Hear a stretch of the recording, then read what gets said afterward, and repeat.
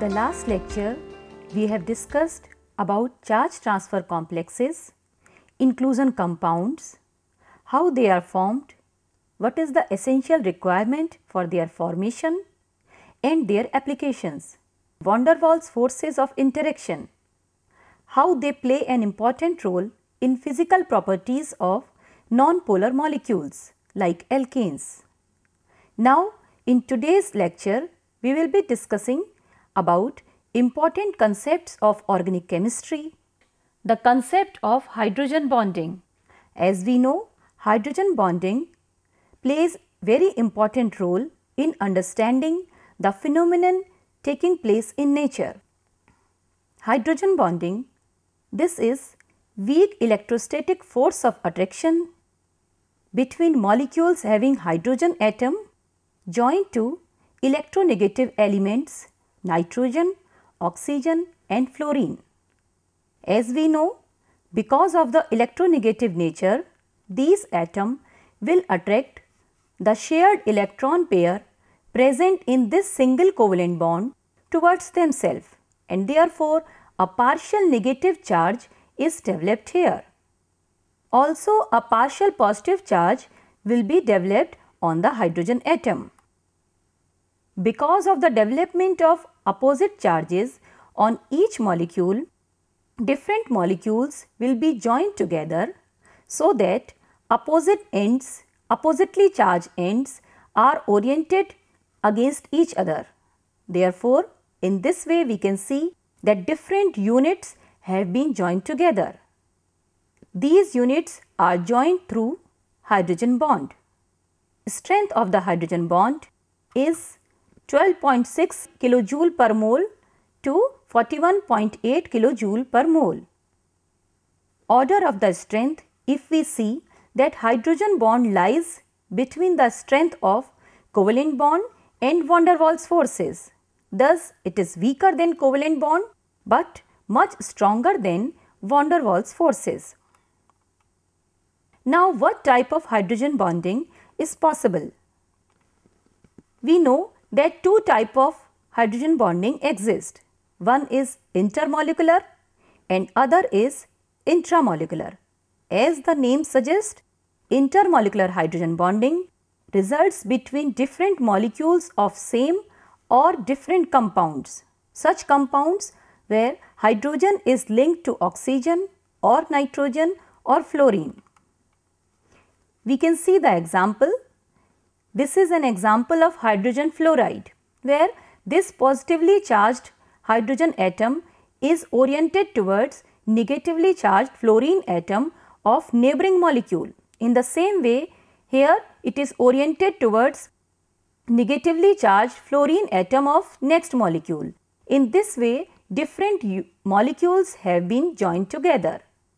We can also see that length of the hydrogen bond is longer than the length of the normal covalent bond. Thus, it is weaker than the normal covalent bond. Another example is example of water. This is very important. As we know, in the nature also, due to the presence of hydrogen bonding, water shows different properties than as expected. Here we can see, because of the presence of this OH group, how the different molecules of water are joined together through hydrogen bonding. Here again we can see this hydrogen bond is longer than the OH bond. This is example of carboxylic acid. Here we can see that how two molecules of carboxylic acids are joined together and they are forming a dimer. Because of this dimer formation, they show the molecular weight double than as expected from the single molecular unit. Next type of hydrogen bonding is intramolecular hydrogen bonding. As the name suggests, intra means within the same molecule. So, we can see the example of this compound where OH functional group is present. Because of the presence of this functional group, this hydrogen atom acquires partial positive charge. Here, carbon bears nitro group, where nitrogen atom is linked to electronegative element oxygen.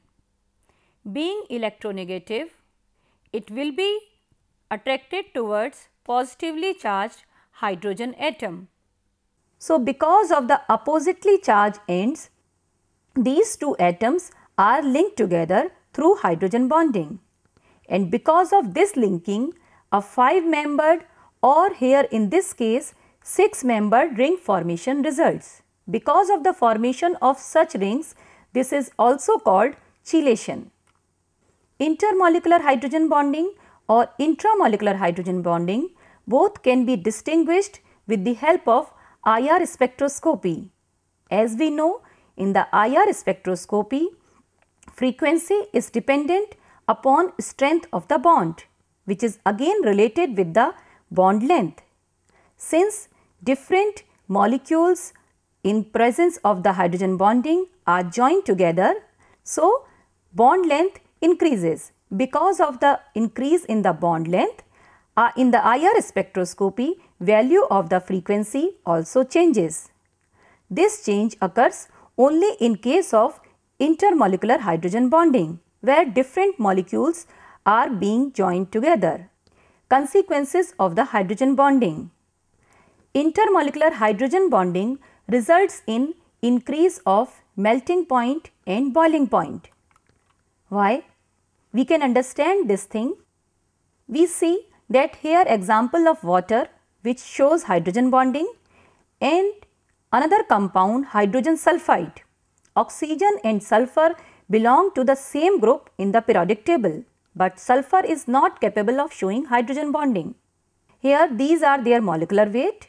Here we can see that melting point of water is 273 degree Kelvin, but here it is 190 degree Kelvin. Here we can see boiling point is also higher than boiling point of the hydrogen sulfide. In case of hydrogen fluoride also, if we compare it with hydrogen chloride, which does not show hydrogen bonding, we found that boiling point is higher than boiling point of hydrogen chloride.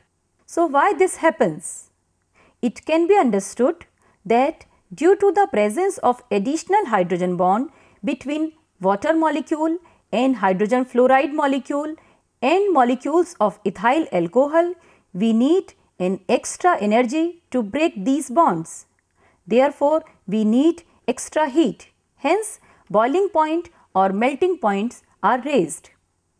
If we compare ethyl alcohol with dimethyl ether, here we can see that oxygen is linked to carbon, not to hydrogen. Here also, on this side also, oxygen is linked to carbon, not to hydrogen. However, in case of ethyl alcohol, polar OH group is present. Because of the presence of polar OH group, their boiling point and melting point raised because of the presence of hydrogen bonding between these groups. Intramolecular hydrogen bonding results in decrease of melting point or boiling point, because here we don't need any extra energy to break those bonds which are joining the different molecules together. We know to boil any compound or to melt any compound, we need to separate the molecules from each other. Here we can see the example of ortho isomer, where we can see that intramolecular hydrogen bonding is present. Here chelation is taking place and melting point is 431 degree Kelvin. In case of para isomer, where there is clear possibility of the formation of hydrogen bonding, different molecules are joined together. Since different molecules are being joined together, we need to break these additional bonds. Only then compound will boil or compound will melt, as the case may be. So, here increase in the melting point is observed. Very important consequence of hydrogen bonding is solubility. Compounds showing hydrogen bonding are soluble in the water due to the formation of hydrogen bonds with water. Here we can see example of alcohol. In the alcohol, a OH group is present. Because of the presence of this OH group, these molecules are joined to the water molecule. So, water molecules are placed between two molecules of alcohol. Therefore, solubility is increased. But if we increase the size of this non-polar group, alkyl part, which does not participate in the hydrogen bonding, then solubility is decreased. As we can see that methanol is most soluble in the water, followed by ethanol. In the same way, solubility decreases and propanol is even less soluble and butanol is not at all soluble in the water. Due to presence of hydrogen bonding, we can understand the strength of acids also. We know acids show their acidic behavior because of their tendency to release proton and get dissociated into corresponding anion. If anion being formed is stabilized, then it will have more tendency to get dissociated, otherwise not. So, we can see here an example showing intramolecular hydrogen bonding. Since anion here being formed due to dissociation into proton and corresponding ion, this anion is being stabilized through intramolecular hydrogen bonding. Therefore, this acid will be stronger than this acid, where corresponding anion is not stabilized. We can see another example. This is example of geometrical isomers, maleic acid and fumaric acid. In the maleic acid, carboxylic groups are present on the same side of this carbon-carbon double bond. And here a possibility of ring after ionization. Because of this stabilization through formation of anion, maleic acid is stronger than fumaric acid. Here we can see that this ring formation is not possible. Because of the presence of hydrogen bonding, many compounds show viscous nature. For example, if we take the case of glycerol, where 3 OH groups are present in the same molecule. So, 3 OH groups will be interacting with each other through hydrogen bond and hence compound shows viscous nature. Stability of chloral hydrates can also be explained with the help of concept of hydrogen bonding. In case of chloral hydrate, we can see 2 OH groups are present on the same carbon atom. We know that in the compounds 2 OH groups are joined to the same carbon atoms, compounds are not stable. But here, due to the presence of this intramolecular hydrogen bonding, this ring is stabilized. Therefore, this compound, in spite of having 2 OH groups on the same carbon atom, is stable. Hydrogen bonding is also responsible for change in the UV and IR spectra of the compound. Case of IR spectroscopy we have already discussed. In case of UV spectroscopy, we know that electronic transition between pi to pi star orbital and n to pi star orbital are responsible for spectra in the electronic region. Due to the presence of hydrogen bonding, sometimes these orbitals are stabilized or these orbitals are destabilized and therefore energy difference changes and hence changes in their UV spectra. Hydrogen bonding is also responsible for the formation of hydrates of many compounds like carbonyls. In the living organism also, hydrogen bonding plays very important role. It helps us to understand the stability of the secondary and tertiary structures of protein, how those coils are stabilized. We can see here the DNA structure. We can see that these bases, oppositely placed bases, are joined together through the hydrogen bonding and thus they are helpful in stabilizing this coil-like structure. Hydrogen bonding is present in the protein molecules also. Here we can see that how protein molecules are surrounded by the molecules of the water and thus in this way this protein molecule is being solvated. Let us revise what we have discussed today.